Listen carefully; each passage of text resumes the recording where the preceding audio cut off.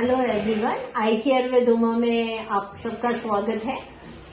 आज हम लोग बात करते हैं एक बड़ा इम्पोर्टेंट टॉपिक पर। मुझे टॉपिक सिलेक्शन में बहुत मदद करती है आपकी क्वेरीज। ओपीडी में बैठने के बाद आप लोग क्या मुझसे ज्यादा पूछते हैं, बार बार पूछते हैं, और जिसका जवाब मेरे लिए सबके लिए अधिकतर एक सा होता है, उसको जवाब देना बड़ा आसान है। इस वीडियो के माध्यम से सबके पास ये इंफॉर्मेशन पहुंच सके।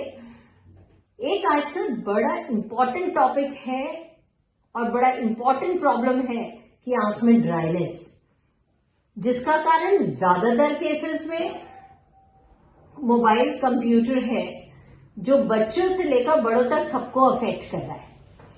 अब अगर बात करते हैं हम लोग बच्चों की, तो बच्चे ज्यादातर बहुत छोटी उम्र से ही मोबाइल का इस्तेमाल करने लगे। कुछ पेरेंट्स कहते हैं ये खाना नहीं खाते हैं बिना मोबाइल देखे हुए। अब ये जो मोबाइल देखने की आदत पड़ गई है, बच्चे घंटों उस पे, क्योंकि इतना ज्यादा इंटरेस्टिंग हर टॉपिक उसमें आ रहा है, बच्चे को बहुत अच्छा लगता है, वो कुछ ना कुछ उसमें देखता चला जा रहा है। अब इसका दुष्प्रभाव क्या हुआ? जब बच्चा बहुत देर तक देखेगा मोबाइल, तो नजदीक की मांसपेशी बहुत देर तक काम करेगी और उन मांसपेशियों में स्पैज्म हो जाएगा। तो जब वो दूर देखेगा तो चीज धुंधली दिखाई देगी। जब नजदीक की चीज ठीक दिख रही है और दूर की चीज धुंधली दिख रही है, तो इसको नियर साइटेडनेस कहते हैं, यानी कि नजदीक देख पा रहे हैं, दूर नहीं देख पा रहे हैं, और इसे मायोपिया कहते हैं। तो जो बच्चे ज्यादा मोबाइल का इस्तेमाल कर रहे होते हैं, उनमें मायोपिया के डेवलप होने के चांसेस बहुत ज्यादा होते हैं। अब अगर मान लीजिए हम ऐसी मसल रिलैक्सिंग दवा का इस्तेमाल कर दे जिससे नजदीक में देखने वाली चीजें कम दिखे, तो वो आदत बच्चे की छूटती चली जाएगी। कुछ ड्रॉप्स ऐसी आने लगी हैं जिनको हम लोग रात में सोने के पहले कुछ बच्चों में डलवाते हैं, और कुछ महीनों तक डलवा देते हैं, जिससे उनकी आदतों में काफी सुधार होने के और आंख में काफी सुधार होने के चांसेस रहते हैं। अब अगर हम लोग बात करते हैं बड़ों की, स्पेशली आईटी सेक्टर में जो लोग कॉर्पोरेट्स में जॉब कर रहे हैं, उनका ऑफिस जॉब, जिनका लॉग इन टाइम, जिनका कंप्यूटर वर्क 10 से 12 घंटे का है, उनमें एक नई प्रॉब्लम सामने आई है जिसको हम लोग कंप्यूटर विजन सिंड्रोम कहते हैं। ओपीडी में पेशेंट आता है, वो कहता है उसकी आंख में बहुत स्ट्रेन है, दूर की चीज कुछ धुंधली दिखाई देती है, नजदीक काम करने में थोड़ी देर में आंख जलने लगती है, आंख में दर्द होने लगता है, थोड़ी देर में ऐसा लगता है कि दिखना कम हो गया है। जब थोड़ी देर आंख बंद करते हैं तो वो फिर नॉर्मल हो जाते हैं, और थोड़ी देर देखने के बाद फिर उसी कंडीशन में आ जाते हैं। ये जो वेग कंप्लेंट्स है, इस तरह की कंप्लेंट्स है, इसे हम लोग कंप्यूटर विजन सिंड्रोम कहते हैं, और ये सारी गैजेट इंड्यूस्ड है। जब ज्यादा देर तक कंप्यूटर पे काम करते हैं, जैसे घंटे 2 घंटे काम कर रहे हैं, उस टाइम बिना ब्लिंक किए देखते जा रहे हैं, उसमें आंसू की कमी हो जाती है आंख में, दूर देखने पर धुंधला दिखाई दे रहा होता है, क्योंकि जो मांसपेशियां नजदीक दिखा रही थी वो स्पैज्म में चली गई हैं और देखने में धुंधलापन दिखा रही है। अब इसका इलाज क्या है? अब इसका इलाज ये है, पहली चीज तो मोबाइल, कंप्यूटर, टीवी का इस्तेमाल केवल उतने टाइम के लिए करना है जितना इंपॉर्टेंट है। जो टेक्नोलॉजी में एडवांसमेंट है उसका हमें यूज करना है, उसका मिसयूज बिल्कुल नहीं करना है। ना टेक्नोलॉजी का मिसयूज करना है, ना अपनी आंखों का मिसयूज करना है। हम दोनों चीजों का गलत इस्तेमाल कर रहे हैं अगर हम फॉलो इसको नहीं करते हैं। तो इसमें दोनों सफर करती है, टेक्नोलॉजी भी सफर करती है और आंख भी सफर करती है। अब इसका इलाज क्या है? इसका इलाज ये है, एक 20-20-20 रूल, जो अधिकतर सब लोग जानते हैं, उसको फॉलो करना चाहिए। थोड़े दिन तक मोबाइल, अपने उसी मोबाइल में एक अलार्म 20 मिनट का सेट कर देना है। जब अलार्म बजे 20 मिनट बाद 20 फीट की दूरी पर देखना है और 20 सेकंड के लिए देखना है, और फिर से दोबारा अपना काम शुरू करना है। अगर हम एक हफ्ते तक इस नियम को फॉलो करते हैं, तो हमारा ब्रेन इतना जल्दी लर्न करता है कि अगले हफ्ते से उसको 20 मिनट में ये काम करने की आदत खुद पड़ जाएगी।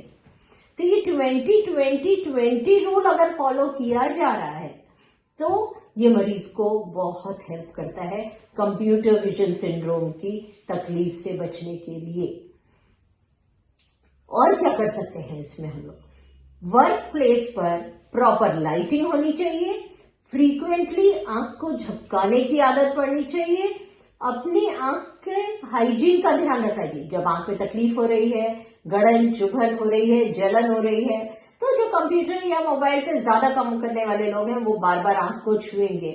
जब बार बार आंख को छूते हैं, हाथ बाहर बार धोया नहीं जा सकता, और जब बार बार आंख को छूते हैं तो आंख में इन्फेक्शन होने के चांसेस रहते हैं। इन मरीजों में क्रॉनिक न्यूबोमाइटिस एक बीमारी होती है जो आंख की तेल की ग्रंथियों में इन्फेक्शन के कारण होती है, बहुत कॉमन मिलती है।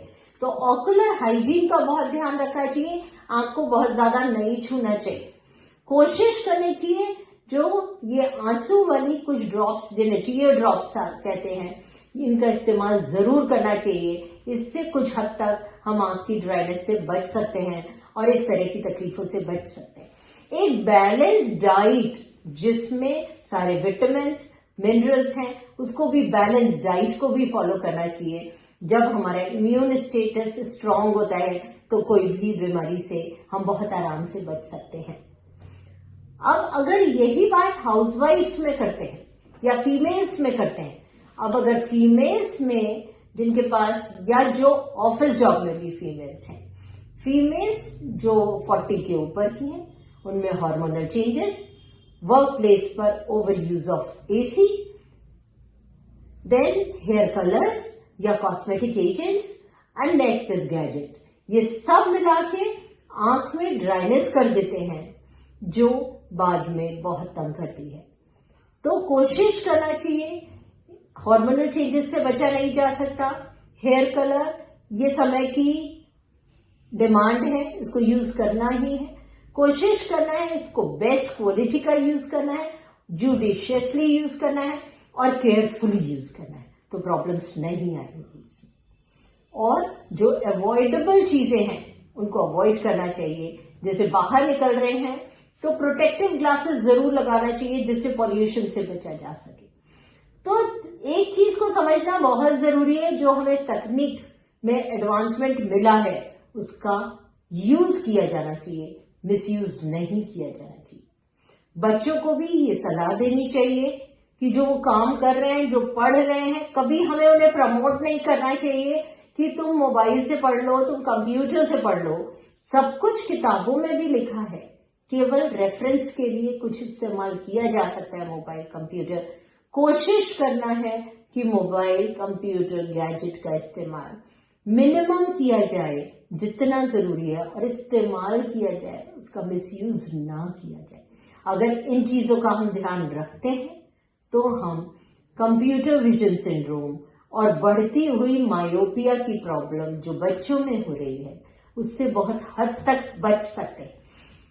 अगर ओपीडी में बैठकर बच्चे को ये चीज समझाई जाती है तो वो जरूर नाराज होता है। बाहर जाके कुछ हमारा स्टाफ बताता है कि बच्चे बाहर जाके कह रहे हैं दे आर नॉट सेटिस्फाइड, कि डॉक्टर आंटी जो कह रही हैं नहीं नहीं ऐसा तो बिल्कुल नहीं।